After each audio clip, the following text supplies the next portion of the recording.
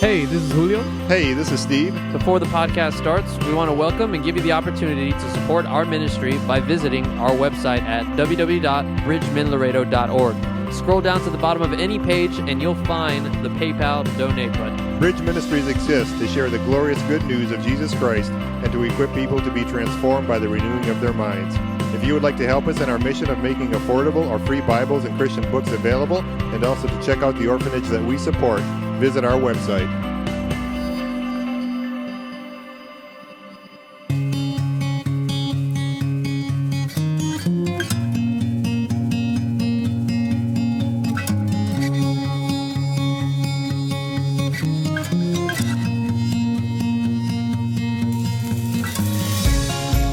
All right. This is podcast numero tres, number 3, and I would say it's going to be equal, or if not better, than podcast number 2. It was with Warner Wallace, and we're continuing our series on apologetics. Today we have I would say a titan of the apologetics ministry, and I've listened to him for a long time, but this is Coffee Colloquy, brought to you by Bridge Ministry, and we're a Christian bookstore and coffee shop, and if you're in the location, please swing by 6019 McPherson Road, Suite 8. I'm Julio Rodriguez, and I'm your host, and with me we have 3 other people on this podcast. I have my friend Christian. Hello, good afternoon. Hello, and then we have the Sheologian, which is Alejandra. There you go, and we have another brother of mine whom I love a lot, Mr. Raw Lovingsworth. Hi. All right, so today, let me just give a quick introduction to the topic that we're going to be discussing. Out in the world, there's a belief known as the Jesus Mithras, right? I like to call it. They also believe in what is called the Pagan Copycat Theory. So, and this sort of stems off a long history, and today it sort of keeps resurfacing through the Zeitgeist film, who's by James Coyman, Bill Maher in his famous film Religulous. So he sort of briefly mentions it, and then we have Brian Fleming, who also talks about it. I mean, that's what the whole book is about, on the book titled "The God Who Is Not There." So we have a very special apologist coming on with us.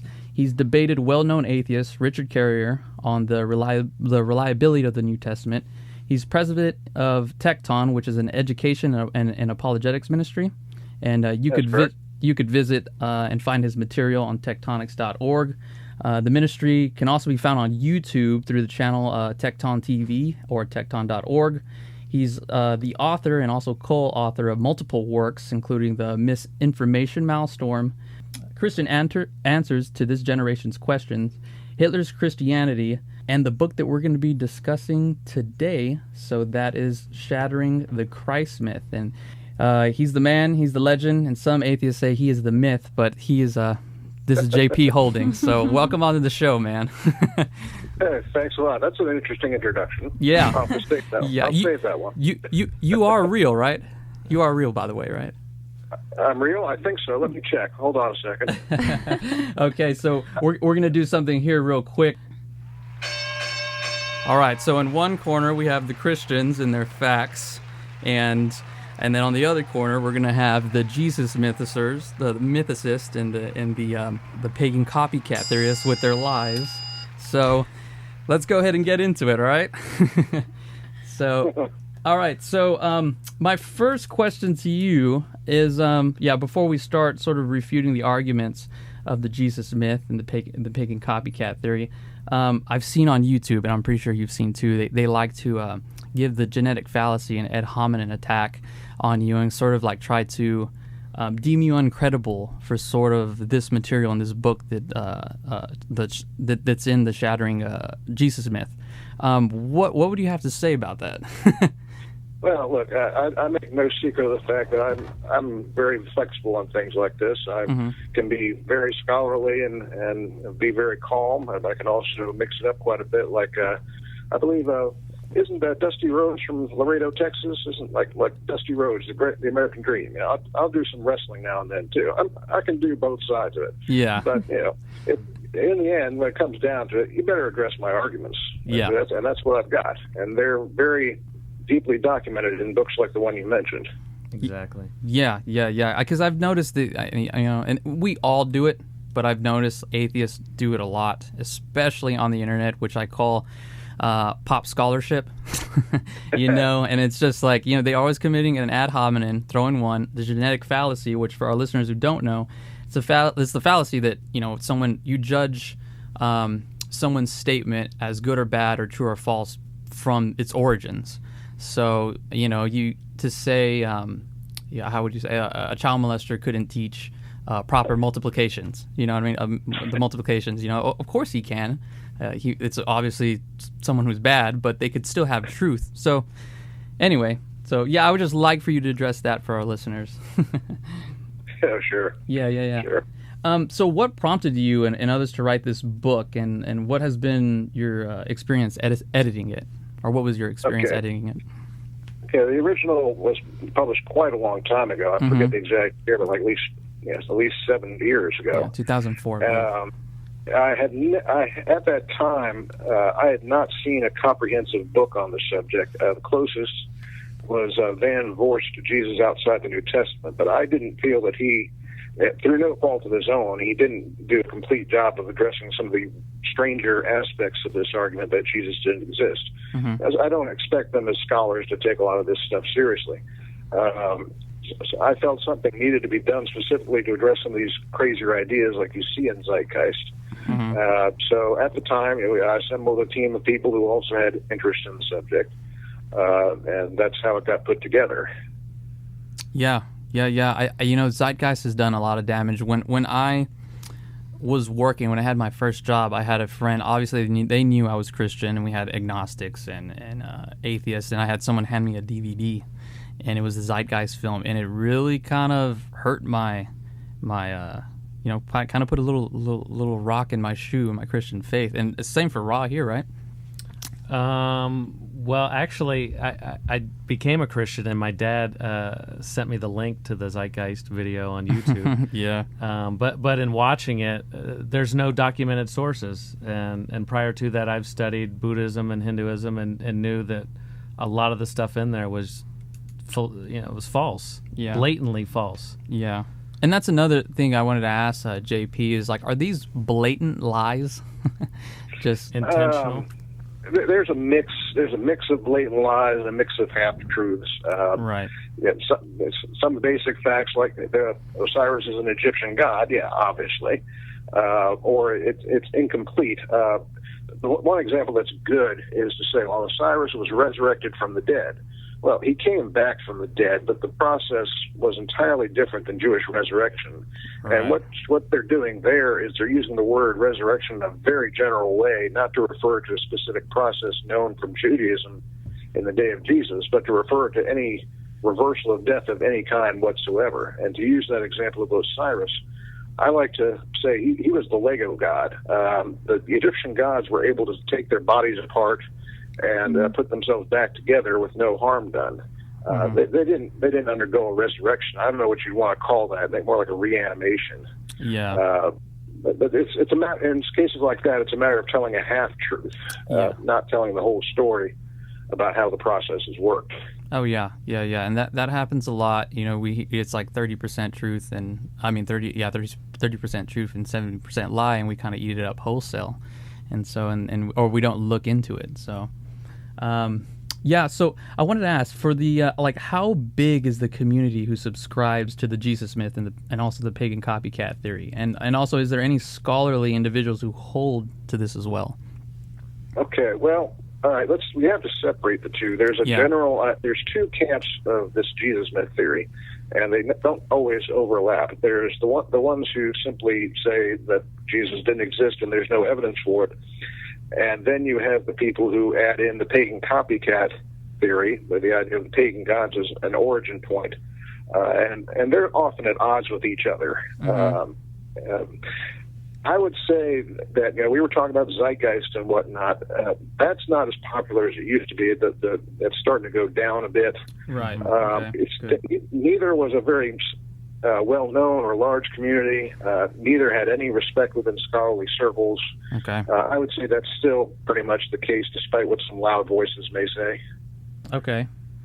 All right. Yeah, because I do see it pop up through social media, and especially like during Easter time or like during December, I always see these memes from the Atheist Republic, or just the atheist or agnostic YouTube channels or videos. They're always coming up.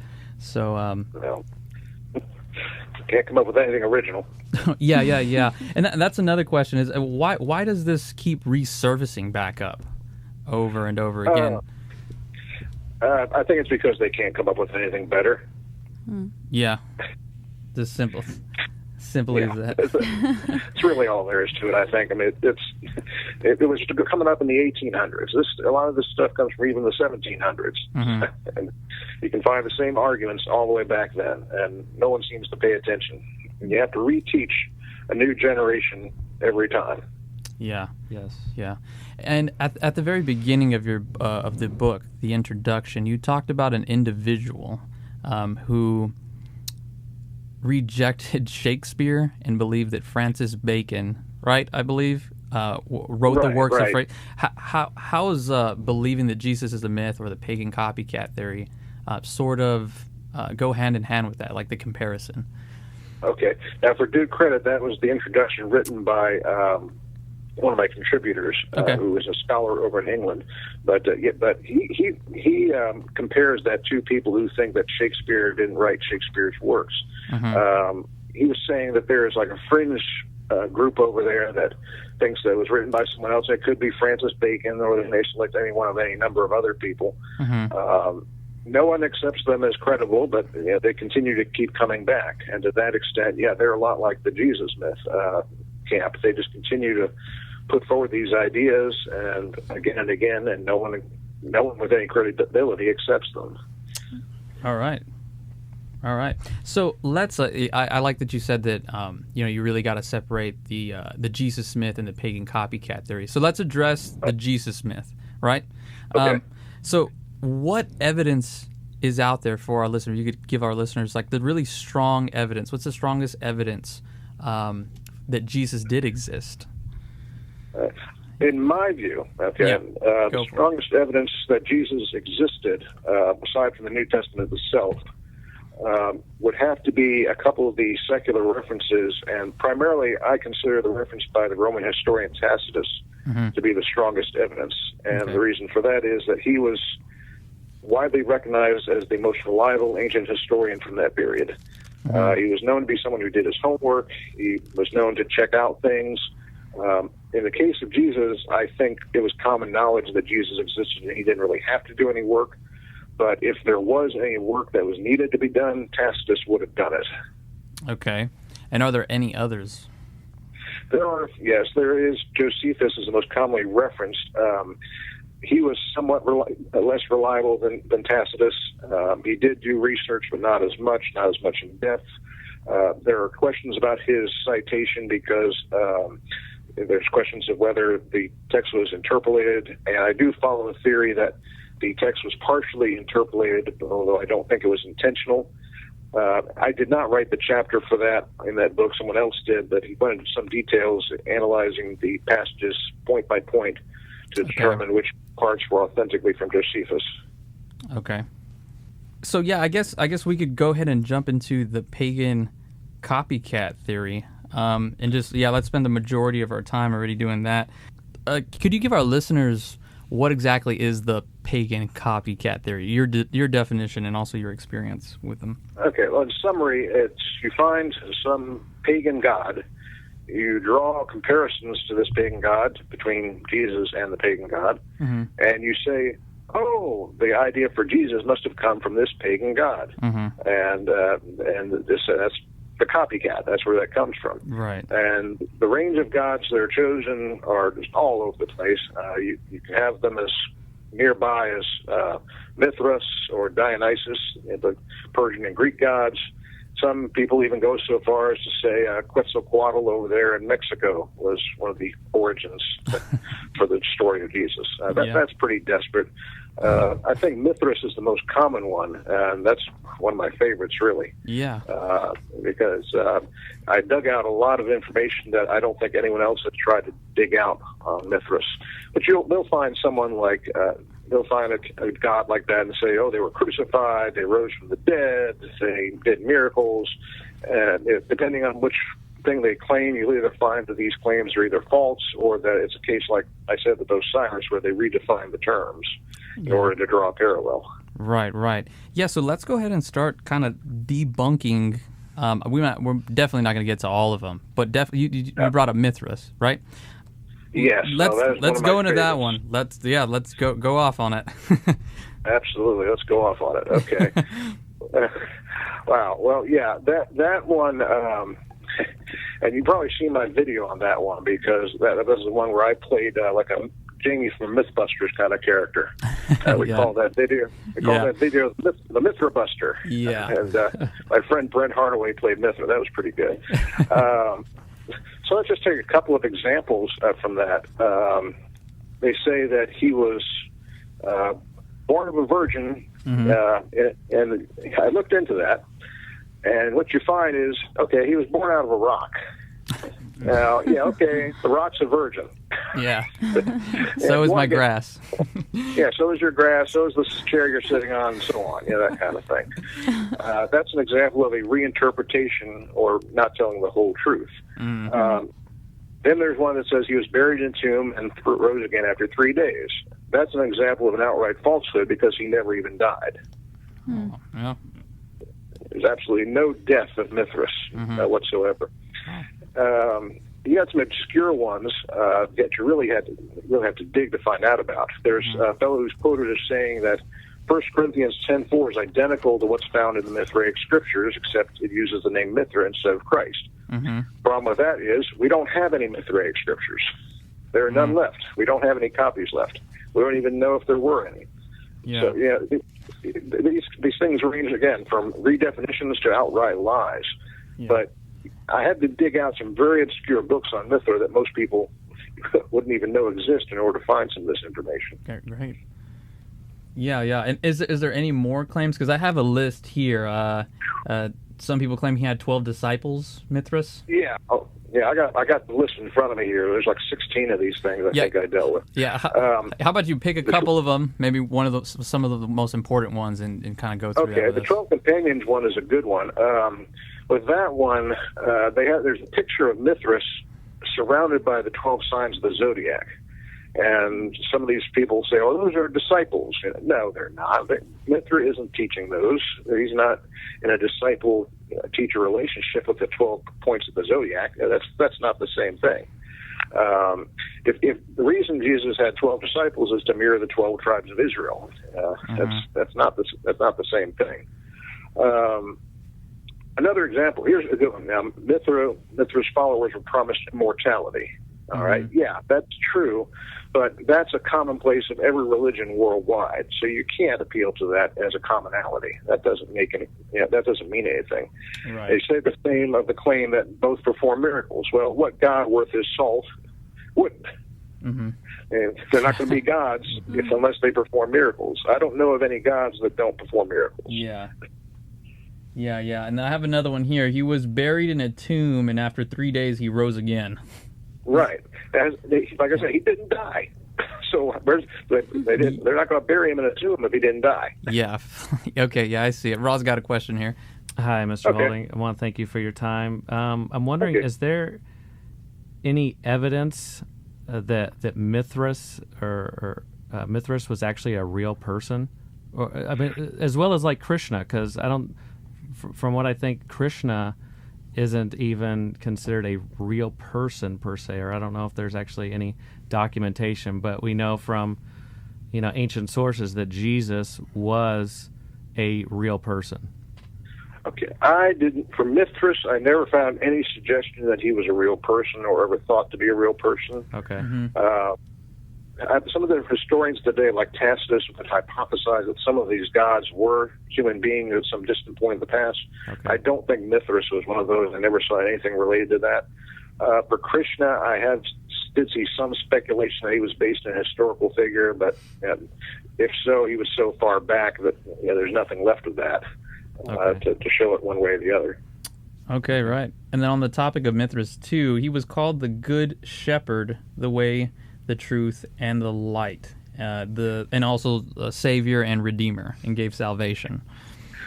Some of those, again, are very broad terms that can be widely applied. Let me get down to where I have my answers on these.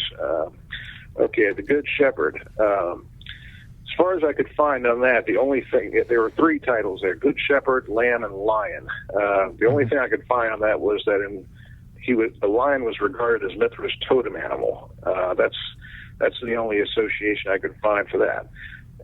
But I didn't find any evidence that he was called the Lamb or that he was called the Good Shepherd, although in the case of shepherds, many deities and leaders were referred to in terms of a shepherd just because that was like the CEO figure of the day who was considered an example of behavior.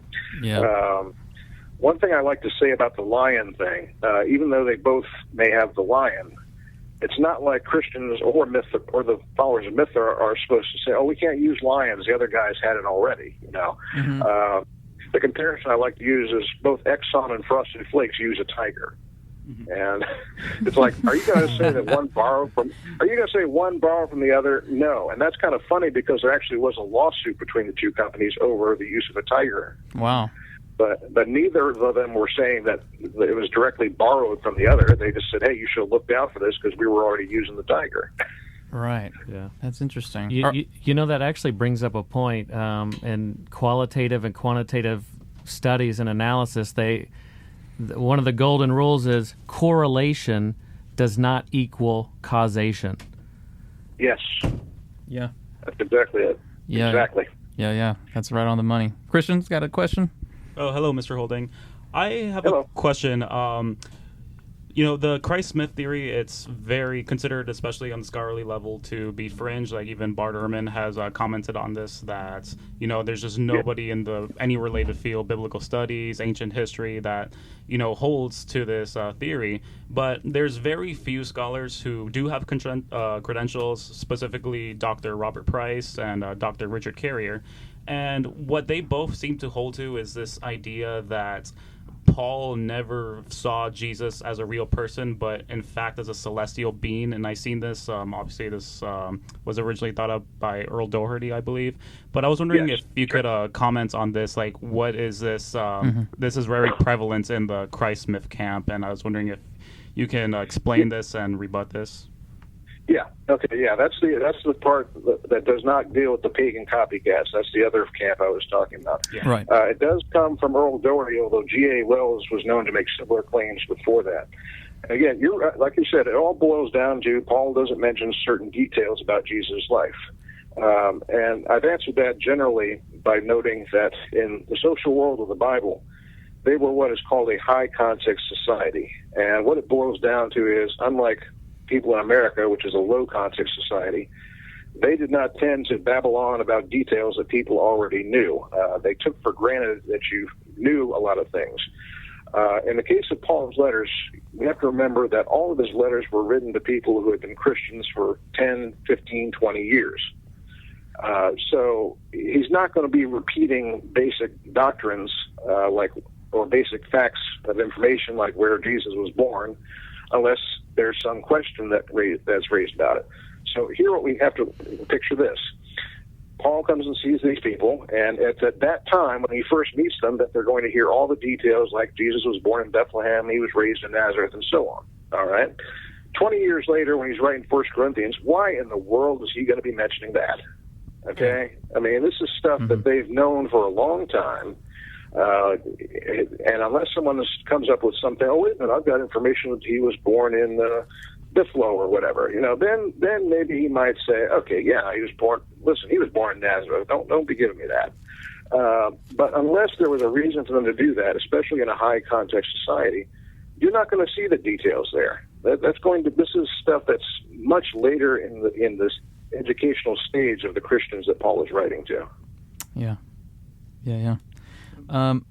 Okay, yeah. So now back again to the pagan copycat theory. With Mithras, I saw your video on not Project Veritas, the Veritas forums. Project Veritas is something else. The Veritas forums, and I don't know if it was Mithras, but you held up a book that was written, and you were talking about how the picture on the cover is a complete forgery. I don't know if it's Mithras, but regardless, could you talk about that? Yeah, that's actually Dionysus. Let me call that one up. Okay. I think you're thinking of freaking Gandhi's book. Yes. The Jesus Mysteries. Okay, yeah, let me call that up. Now, the findings on this, the credit for that actually goes to the fellow who wrote my book, in my book, that introduction I mentioned earlier, James Hannum. Okay. He looked into that particular item, and he found, although freaking Gandhi didn't use that as absolute proof of copying, they featured it on their cover and obviously thought it was significant. Yeah. My writer looked into that, and he found out that it was considered a forgery, years ago when it was first found. So they probably wouldn't have found that because it was a German thing, and they probably didn't dig it from back in the 30s, and they probably didn't bother to dig it out. I mean, they're not that interested in finding out the truth. They just want something they can use for their own purposes. Okay. That's interesting. Yeah, I'll try to put up that picture for people to look up on the website. So, okay, so now let's move on to another popular one that I always see on the internet, Horus, an Egyptian god. Yeah, I have a list here.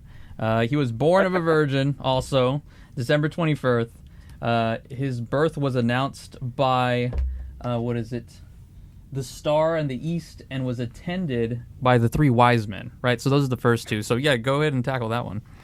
Okay. Yeah. Well, I'm turning that up. I'm getting that out here. I did a video on that one too, and that was one of my favorites because I actually had a professional actor do the voice of Horus, and he happened to do a good foghorn leghorn imitation. That's awesome. We had Horus do a foghorn leghorn sort of thing. That's okay. great. So yeah, I got my list now. Which was the first one you wanted to talk about? He was born of a virgin on December 25th. Wow, okay. Wow. I never found any indication that he was born on December 25th. I looked for that. I couldn't find anything to say that, or even just particularly target any date on it. I have a thing that there was one reference to him being born on a certain Egyptian month, but I couldn't find out exactly what date that matched up to. Mm-hmm. As far as being born of a virgin, there's photos of him. Well, there's not photos, Egyptian carvings of him, of his mother being impregnated by his father, and needless to say, that doesn't sound like a virgin birth. No, not at all. No. That's funny. And what about the star in the east and the wise men in attendance? I could not find anything at all to verify that whatsoever.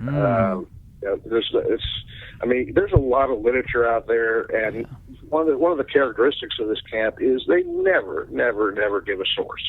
Yeah. And I mean, there were some attempts to try and dig some sources out, but it ended up either they didn't find it, or they had to again do the semantic redefinition kind of thing in order to find what they wanted. Right. But I could find nothing about a star or wise men or anything like that connected to Horus. Right. Yeah. Before we jump back to Horus, I did want to ask a question. Like, why do people hang on to this belief, despite that the evidence is obviously out there? Like, you could just go to it. Like, what have you found? I don't understand it myself. Yeah. I don't understand the psychology of it. It's the same question. Why do people believe that 9/11 was an inside job? Yeah, exactly. Conspiracy theories give people comfort. It gives them a way to explain things they don't understand or that they don't want to be true. I said once of Zeitgeist, the big problem with that is not making a refutation, but convincing people that there's been a refutation in the first place. because if you come up with contrary evidence, they'll just say that's part of the conspiracy to hide everything. And all scholars are in on this conspiracy too. They're trying to hide the truth. That's where it always ends up. Right. Would you call them equivalent to flat earthers and also the Holocaust deniers as well? Yeah. Oh, sort yeah. Of on that same level. So it fits in there. Yeah, we should call them Jesus deniers. I mean, they deny him on multiple levels anyway. So. Sure. Okay. So, back to Horus. Another thing, he was a great teacher, taught in the temple. He was baptized when he was 30. Okay.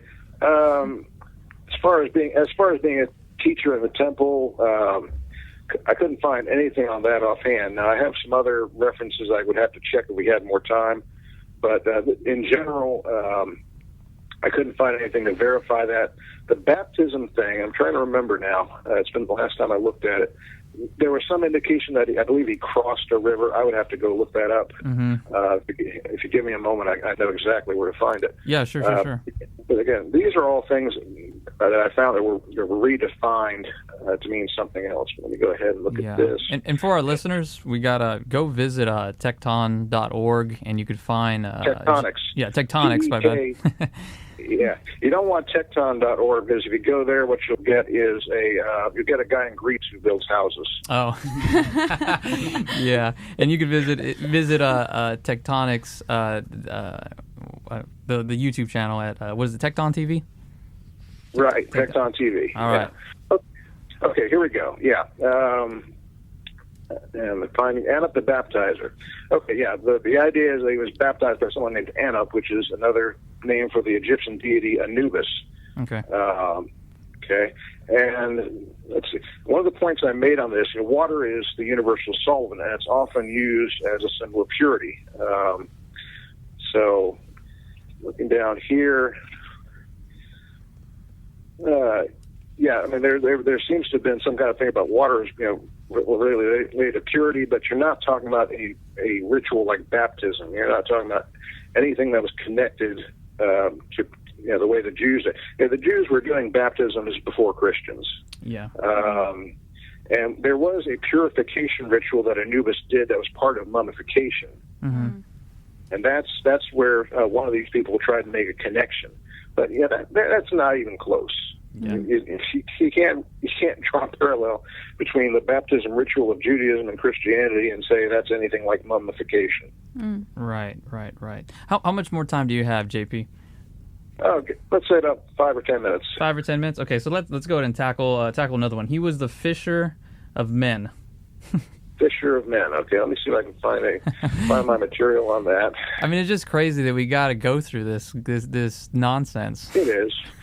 Well, that's one of the reasons I did this is because so that no one else would have to. And I don't think I. Go on. Go ahead. Go on. I don't think I found anything on that one in particular either. Right. Yeah. And the one thing I want to say and about this book, Shattering the Christ Myth, is it's very scholarly. It looks like a textbook. And like when I got it, I was expecting to get like your normal book size, and I had the president of our ministry, Steve Denhart, talking. He goes, "Hey, your book's here," and I had to look at it, and I go, "That's it?" And I opened it up, and like chapter 1 had like 100 sources on it, and I was like, "Wow, this book is great." So good work. I'm glad you liked that. Oh yeah. Okay, so I couldn't find anything on the Fisher one. No, I couldn't find anything on that. At all. I'll double check on another part here. So I have to go looking through all my pages here to find some of these things. Yeah. And it's a lot. It is a lot of material. Okay. Yeah. This was interesting because one of the leading Christ mythers who did this thing used to use that claim about the fisher, and then in an updated version they got rid of that. Yeah. So it seems like they couldn't find anything about that whatsoever. Oh, yeah. Okay, another one on Horus. He was crucified, buried in a tomb, and he rose again. Oh, boy. Let me see if I can take that one out. Let's see. Crucified. Yeah, there we go. That one, I think that one was still being used. So let me move to that one. They're all the claims are like all in the same, with every pagan god. It's kind of, they all have the same claims. Yeah, it is. It's ridiculous. it all amounts. It's all done again and again. It's the same thing all the time. Mm-hmm. You think that there was no deity out there that was not risen from the dead. Mm-hmm. Yeah. That one I might have a little trouble digging out. I've got to find the exact place I put it. There's so much of that stuff. Yeah. As I recall, I couldn't find anything about that either. I remember when I said, though, about the Egyptian gods. Osiris is the main one that claim is connected to when it comes to the Egyptian gods. Yeah, jump on that one. Yeah, because he did die. He was killed at a party by his evil cousin, and they took his body and cut it apart and scattered the pieces all over the place. Mm-hmm. And they went out and found all the pieces except his genitals. That was embarrassing. Mm-hmm. And then they put him back together. And basically, what you've got there again is the Lego god. He's back together. Yeah, but it's kind of like a zombie kind of thing. Yeah. So there's no comparison there to Jesus rising from the dead. And yeah, I'm recalling that Horus, they don't connect the resurrection to him as much as they do Osiris. That's the one they usually connect that to. All right. Yeah. And you know what? I think we'll just stop on the pagan copycat theory, and we'll let James Patrick Holding go. But no, we definitely thank you so much for coming on. You bet. Did you have another question? Yeah. Yeah. This is Alejandra. Okay. So my first question was, what is your process behind research? Like, how do you do your research? And I think the second question would be, do you think that this type of ideas that people have are based on their biases? When they approach a source, they want to find certain things, and that's what they find them. Okay, I'll answer the second question first. That's easier to explain. I try not to get into people's motives too much, but I wouldn't be surprised if many of them were just trying to find what they wanted, because it's very clear in many cases that they don't even try to look for anything that's of any depth or that actually addresses the issues to any depth. As far as my process of research, now, my background is as a librarian, as a researcher. So I have many resources available to me. I was using databases that work like Google before anyone knew what Google was. I have access to databases that tell me about books that are available in various libraries around the country. I will look for all the books I can find on a specific subject that are written by scholars, and then I'll try and get hold of them somehow. I may have to go to a college library near me. I may have to drive to a college a few miles away to get to something. Wow. Then I will read these books, I will take notes, and I will compare their arguments, and I'll see who does better. And that's the process I use. That's how it should be, and that's great scholarly work right there. It's a lot of fun. It's detective work, like you're J. Warner Wallace. He does the same kind of thing. Yeah, and it takes nerdy people and kind of like people who love to read, and we love philosophy and this kind of stuff to do it. So. Exactly. Yeah. Exactly. Okay. So we have one more question. Hi, Mr. Holding. For our listeners and those listening, wondering what your greatest advice would be, or the greatest takeaway for them listening in regards to the Shattering the Christ Myth. The greatest takeaway, I think, I would relate it to what was said earlier about conspiracy theories. There's lack of critical assessment going on right now, and this is related to that book you mentioned, the Misinformation Maelstrom. The internet has encouraged people to simply accept things at face value, and that's becoming more and more dangerous. And you add that to people don't really want to make the effort anymore, and they also have their biases, like was said earlier. And you got a recipe for disaster. It doesn't show up just here. It shows up in things like 9/11 conspiracies and flat Earth and whatnot. Yeah. So the biggest takeaway is don't be like that. Yeah. The biggest. Yeah. Exactly. Well, J.P. Holding, it was a pleasure having you on, and I hope you would come back on, man, and maybe talk about some of your other material, man. We would love to have you on, possibly even longer. So Sure, you bet. Well, get back with me. I'm more than willing. Okay, all right, man. We'll accept that, and we'll be sending you an email sometime soon. Excellent. All right. Thank you very much. Thank you very much. Thank you very much. Pleasure. All right. Take care. Bye-bye. Bye. What did y'all think about that one? That's pretty good. No, we're still going. Oh, okay. Oh, yeah. Yeah, we can still keep going, man. That was awesome. Do I hang up? Oh, now or yes. what? Yes. You still on? Right. Yeah. Okay. You can go ahead and hang up. All right. Talk to you later, man. See you, JP. Take care. Thank you. That's funny. I thought he hung up. We got to leave that one for the podcast. That was awesome. Yeah. No. That was great. Oh, that was good. That was great. What did y'all take away from that one? Just the same. He knows his stuff. Oh Yes. yeah. No, Yeah, for he's real. Very scholarly. Yeah, he's super scholarly, and that's one thing that I really respect about him, especially when he's talking about how the way he does his research. I mean, he's not doing Google searches. Yeah. This guy's driving to libraries. He's like he said, he's comparing arguments and seeing who has the best ones and which ones logically follow. So, and that's the reason why I go on YouTube and I see his videos, or I see any video, honestly, defending the faith and apologetics. And there's always that ad hominem attack. Yeah, and there's always the genetic fallacy always comes up. It's like, oh, look at this guy. No, he has a degree in library science. You know what I mean? Therefore, he's incorrect, and you can't take him as and that's just absolutely fallacious. Like, Right. Yeah. who does that? And he just told you right now how he does his research. And it's kind of crazy because when you see people with PhD, but they're saying a lie, people believe that. Yeah, that's because gonna they say. have a PhD in a certain thing. Yeah, what upsets me is that there's this double standard that exists that, whenever I see, let's say, a video like on YouTube critiquing like evolution, there just seems to be a bunch of like dislikes, trolls, and, saying all these things. But someone can, spout a theory like this that's saying that, Jesus didn't exist and all these like, copy of pagan gods and all this stuff, and they get away with it. Like, people just take their claims on face value, and that there's just, no accountability on their end. No. And then you got a lot of this Jesus mythicist and pagan sort of theory stems from like Bill Maher. He made the film that you could see on Netflix, which is terrible, but it's called what is it? Religulous or something like that. And then obviously the Zeitgeist film, but another person who's kind of propagated this theory and this sort of worldview is Dan Brown's The Da Vinci Code. Mm-hmm.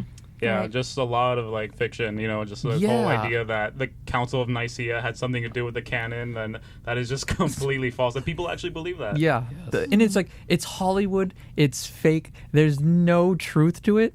I would even say Dan Brown probably said like, there's not really anything special to it. There's just this big conspiracy theory that a bunch of men, right, gathered around a table and was just say yes to the Book of Job for the canon, and they all went, yes. And it was just, they're all in their monk robes, and they're all just kind of, no, that is not how it happened. That's ridiculous to even say that, that they were just like, that they all like just voted, and they all wrote the Bible like at one time and it's sort of this conspiracy that's to control people's minds. I know, and you want to make fun of Alex Jones. Well, I know, it's like they what I apply mean? this Look at you. They apply this extreme hyper skepticism to whatever, like for the Bible for whatever reason. I don't think they would apply it in any other text or any other person of history. Yeah.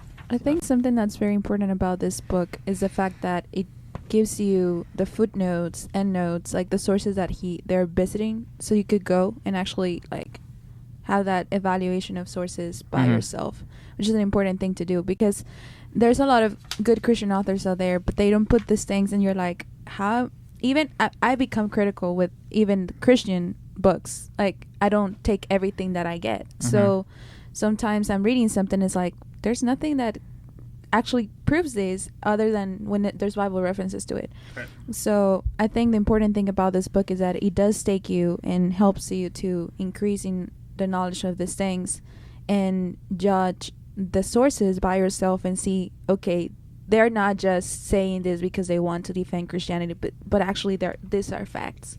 Yeah. Yes. Yeah, and just again, and he mentioned it, like professional scholars unanimously just reject this claim, and this is one that I have. TND Meddinger of London University says, "Here is, as far as I'm aware, no prima facie evidence that the death and resurrection of Jesus is a mythological construct." Then we have J. Warner Wallace, who was on our podcast last week. He said, "The more you examine the nature of the gods who were worshipped before Jesus, the more you will notice their dissimilarities and the dishonesty of trying to compare them to the historical Jesus." Absolutely. And I'm just telling people that if you believe in this nonsense, go and look at it. Just don't take your bias and just find what you want to hear. Right. Yeah. Go and look at Seek it. the truth. Yeah, the evidence is right there. Yeah, that's right. I mentioned earlier, even Bart Ehrman, like the most famous New Testament skeptic, in modern times, he'll even say that there is no teaching scholar in the Western world that believes that Jesus didn't exist. This is not even an issue among people like scholars in biblical studies, early Christianity. This is just not debated at all. Yeah, no, it's not. It's ridiculous. I mean, I wouldn't tell a Muslim Muhammad never existed. I wouldn't go to tell a Buddha never existed, because they did exist. These were men who did exist. And especially regarding Muhammad, a lot of facts about Muhammad's life can be found in the Quran. Yeah. And the same thing with Jesus. The problem with Mithras is that they automatically reject the Gospels as unreliable. Just immediately right there. They have a presupposition against the Gospels that everything is completely false. And it's how far are you going to go with your skepticism? Are you going to say that Paul didn't go to Jerusalem? Are you going to say that Paul didn't exist? Yeah. I mean, at what points are they going to really question everything that's it's just shows an extreme bias. Yeah, hold everything to the same standard. Yeah, in the secular worldview, and the militant atheist has been very successful at telling people to look at the Bible and they go, everything in there is a lie. Everything in there is a lie. You can't trust anything in there. It's all mythology, and they compare it to these pagan gods who were just. And so people look at the New Testament and they hear Jesus and they think of him as another myth, as another myth, and that's just not true. He was an actual living, breathing man, and I profess that he is Lord, and he's the Son of God. He is the Son of God, and I completely, with my whole heart, believe in the eyewitness testimonies that are in the Gospels. Yeah. So, and these, and the New Testament wasn't written as a biography or a myth. These are 12 men who walked with Christ and also his disciples and saw what this man was doing, and and he's the Messiah that was talked about in the Old Testament. I would say that a general recommendation for our listeners and for everybody who's interested, and for everybody who's a Christian, is go and know, the things that defend your faith. Go and be apologetic. That's something that we all need to do. It's not just for certain people. Go and know your stuff, because we have evidence. We have we have a certainty in the things that we believe. Yeah. And Amen. we can just speak about it and don't be afraid of it, because we don't have to be afraid. There's enough things that prove what we believe. Exactly. Love God with all your mind. Yeah. And I think as Christians, we lack that, our mind. We sort of rely on a pastor to give us our wisdom and to kind of feed us. But hey, man, you're called to do your reading too, and you're called to read your Bible, and you're called to do investigative work. The truth has nothing to hide from. Go out and go find it. Yeah. If you hear a claim, right, go try to prove it right. You know what I mean? And you're gonna see that it's gonna be proven wrong. You know what I mean? You gotta come with a certain. There is, and this is one thing about atheists, is they have claimed and hijacked the word skepticism and reason. Yeah. And it's like, everybody's skeptical. I'm skeptical. I'm skeptical. I'm skeptical about, but what kind of skeptical, what kind of skepticism do you have? I mean, are you going to be It's skeptical good. to the point that, we're going to believe that this universe doesn't exist? everything's an imagination? I Yes. mean, it raises, these kind of questions of how skeptical, do they claim to be? Yeah. And I just see this, especially, specifically regarding the Bible and Jesus, that they constantly move the goalposts. It just seems that whenever there is clear evidence, that they just say that is not enough, and just shows their, that they're in denial. Yeah, it's the suppression of the truth and unrighteousness. Romans 1. So I mean, it's just so crazy, and especially for the people who have just, oh, I believe in God, and they just deem us as dumb, as irrational, because they've hijacked the word rational. And to me, I would say science is ours. Yeah. Absolutely. Right. That Yeah. science is ours. Philosophy is ours. Theology is ours. Everything Politics started. is ours. Jesus has something to say about absolutely everything in your life. So you're Yes. to fathering, to mothering, to owning a business. And I mean, you look at Isaac Newton, Kepler, Francis Bacon. I mean, some of the greatest scientists have been Christian. The reason why they started doing those things is because they wanted to know God through His natural revelation. Yeah, Yes. and there's a complete rationality to believing in God. Yeah, just like you said, every Sorry. fact of the world is a fact of God. Like everything, like you said, Yeah. logic, math, science. Yeah, All truth is God's truth. yeah. All truth eventually leads to Him. Yeah. Yeah. And just going back to Bart Ehrman, who's an atheist, he's a professor of religious studies at UNSC. He has something to say about this, going back to the pagan copycat theory. But he says the alleged parallels between Jesus and the pagan savior gods is the most instant reside in the modern imagination. We do not have accounts of others who were born to virgin mothers and who died as an atonement for sin, and then were raised from the dead, despite what the sensationalists claim ad nauseum in their propaganda versions. Yes. That's Bart Ehrman, Yeah. an atheist, Right. who's pretty vocal. Yeah, And I mean, and exactly. you have the thing is, you have just a multiple facet of people: agnostics, deists, unbelievers, Christians who deny this. So it's not just all Christians Yeah, are exactly. denying this. No, it's a whole plethora of people. Yeah. Right.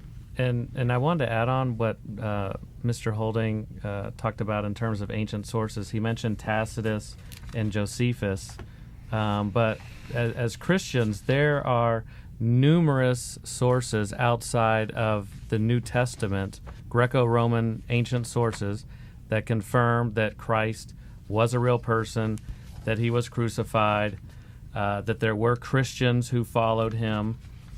And, some of these ancient sources are Suetonius, Tacitus, which Mr. Holding mentioned, Pliny the Younger, Lucian, Celsus, Epictetus, Marcus Aurelius, and again Josephus, which Mr. Holding mentioned. And there's an ancient prayer, the Amida benediction, in Jewish liturgy. And another source, Galen, who mentioned he was a favorable pagan to the Christians, and he expounded that the Christians have excellent moral virtue. Yeah, exactly. And I mean, obviously, a lot of skeptics did dismiss the New Testament. Don't even but- call them skeptics, because we all are skeptics. Yeah. Don't even give them that Yeah. credit. It's ridiculous. Yeah, we're Christ deniers. Yeah, just call them Christ deniers, and just call them unbelievers. Yeah. Yeah. I hate they hijack that word skeptic, and I'm like, dude, Yeah. everybody- Conspiracy theorists. Yeah, yeah. Let's title them that, man. Seriously, it's ridiculous. Yeah, but like these Christ deniers, they automatically deny New Testament. But what people don't understand is that Paul's letters, like those are very important sources of early Christianity that scholars use. Yeah. And you Right. see in the book of Galatians where Paul is talking about his trip to Jerusalem, then he sees that there was none of the other apostles there except James, the brother of the Lord.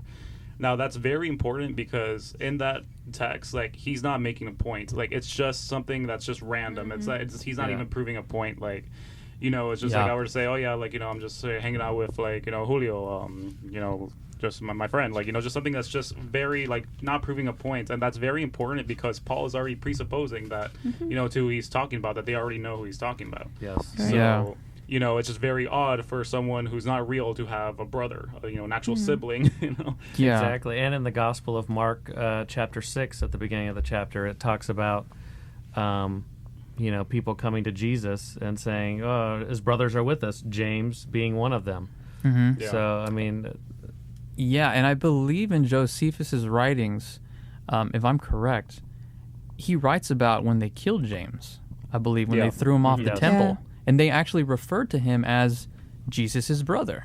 So there you go. You go again, having a secondary source right? Right. It's not a primary source, which would be eyewitness testimony and someone who saw, but you have something that kind of validates the primary source. You know what I mean? Exactly. So it's just And regarding Josephus, scholars do concede that there was an interpolation in the text, but the manuscript tradition, it's very early, and as far as we can see what exactly was interpolated, so we could throw that out. It's like, when you have a puzzle piece that has 100 pieces, but in fact we have 110 pieces, and those 10 pieces, we could just say we're not sure where they came from, we just throw them out, but we could still have the original text, and that's what we see with Josephus, where he's mentioning Jesus in his writings. Yes.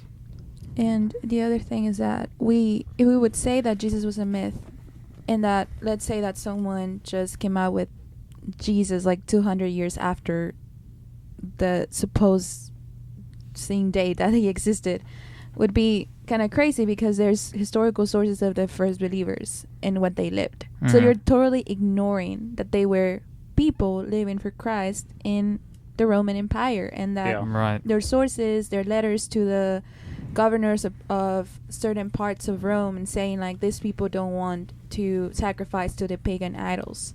Yeah. So it's how do you get rid of that? Exactly. How do you say, this never existed, and someone came up with this long time after that? It just seems like it creates more problems than it answers, to say that Jesus didn't exist. I mean, that's why I never understood this whole celestial being, that Paul never saw Jesus as a historical person. It's how can someone be born under the law, when the law was specifically, attributed to the old covenant, or people under the old covenant, actual people. I mean, I just never understood how you can interpret that any other way besides Jesus, being born under the law as a person, Yeah. I mean, it's and Norman Geisler, in his book, I Don't Have Enough Faith to Be an Atheist, he goes that's through... Frank Turk. I think he co-wrote it. They both wrote it. They both co-wrote it. They co-wrote it. And they were talking about the book of Acts, and they say in the book of Acts there's 84 confirmed historical, political, and geographical facts. Yeah. And there's only 35 miracles. So the facts speak for themselves. Yeah. And I was someone tagged me in a post, but it's HuffPo. Could this? I know, right? That already says it all. Could this and it says, could this ancient porn change the way we think about Christianity and homosexuality? And it's kind of just relating to the art of Rome, and how we should change our view of Christianity. Just by their right. I kind of see a similarity of what's going on here. You know what I mean? You see kind of that liberalism, that complete lie, right? Yeah. Oh, look, the Romans accepted it. There were Christians in Rome, so therefore correlation does not equal causation. Exactly. And they're making false correlations. Right. Exactly. No. Yeah. And I sort of just stemmed on this, and I'm reading it, and I go, oh my gosh. I mean, don't you read Romans 1? Yeah.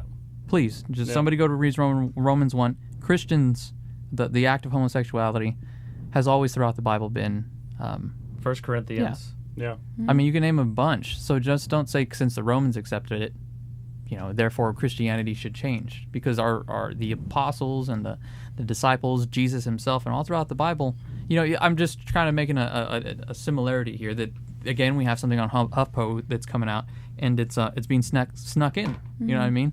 And so when you have people who are misinformed on the issue, who have no understanding of theology or biblical studies, exactly what James Patrick Holding said, it's 30% truth and 70% lie, and then people will just eat it up wholesale and not really get the whole perspective. Yeah. And this standard goes to us too, as well. And it makes me wonder, because before all these scholars that are very popular now, there was one that she had recently passed away. Her name was D.M. Murdoch, who wrote a lot about Jesus myths and stuff, and she made so many claims that were just outright false, to the point where even other Christ mythers would correct her and she would deny it. So I'm just thinking that sometimes I wonder if this is ignorance or is this deception, when you write these things and you're deceiving people by dishonest scholarship, and that's why we as Christians, or anybody who's reading anything, we really have to just see what the original source is, because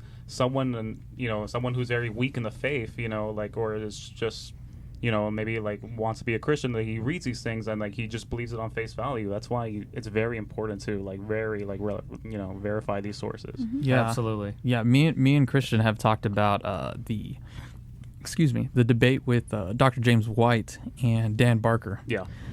People, if you guys could go and see that, it's on YouTube, Alpha and Omega Ministries. You could find it there.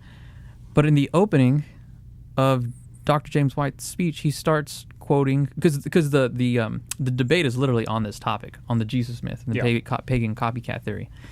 And James White starts quoting from his book. And Dan Barker, what does he do? Yeah, he immediately interjects. Like, like when he's doing this presentation, can I have a point of order here that, James White, he's not allowed to critique my book. He's not allowed to critique my sources. And then James White's like, what? I mean, because this is a book that you wrote that's, in the public realm that's relevant to the topic of this debate. And and Dan Barker was saying, but like I might have, changed my mind about like, Mithras, for example, by certain claims of Mithras. And then James White's going up. So, like, are you going to repeal the book that's out on sale right now? Are you going to make an amended version? Yeah, because, revise, yeah. I'm just thinking, so you are willingly knowing, like, putting out false information to the public, and somebody who's going to read this is going to believe it. Yeah. Oh, yeah. A flat out. Does that actually, for the listeners, let's play that little clip. Yeah. I would love to. No. Expose these frauds. Seriously. Let me see if I can find it. I'll cut off the... Or as Christians, I believe, whether Jesus is in fact unique as the Son of God. Now, in my opening, I can only respond to what Dan himself has published before. I found it fascinating that almost none of the sources that Dan just used, he used in his book, Godless. So in this first, I'll be responding to his published work, then the rebuttal will go to what he has presented this morning. We're not debating my book. We're debating I may have changed my mind in the book. I may have thought it was important. I may have changed my mind. Can I respond to that? When you're in a scholarly debate and you've published a book, what you've published in the public realm is fair game. It is what you yourself have presented. Now, if you want to say after I'm done here, I repudiate the book that's for sale in the back, that would be fine. But I'm not as a scholar. I don't see anything wrong with quoting your book, Dr. Barker. Yeah. Or Mr. Barker, do you have an objection to I object because we're not debating my book today. We're debating... Mr. Barker, I have never engaged anyone in a debate who objected to their own published materials being what was cited. I would love if people would quote my books in my debates, because that's what I have presented to people. I cannot believe that there would ever be an objection to my citation of your own book.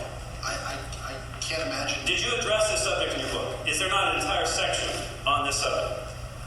Yes, but you don't know that I may have changed my mind in the meantime. That's so irrelevant. It's unfair. Irrelevant, I may have changed my mind about Mithras, for example. Is your book for sale in the back? Yes, it is. But we're not debating my book tonight. How can we have a debate? Let's debate the issues. Let's not debate my book. Let's debate the issues. Mr. Barker, I have on the screen quotations from you. I'm going to be dealing with the sources that you used and the arguments that you've used. That is the form of scholarly But we're not. I'm sorry, but we're not debating my book tonight. And He doesn't get it. He doesn't get it, no. It's inappropriate. I didn't quote anything you wrote. I've stuck to the actual. That's the point. That's the problem. We need to deal with what someone has actually put into the public realm. Your book is for sale. I cannot believe on any possible academic or scholarly level. I've done more debates than you've done. This is the first time anyone has ever objected to the citation of their own published material, which is still in print.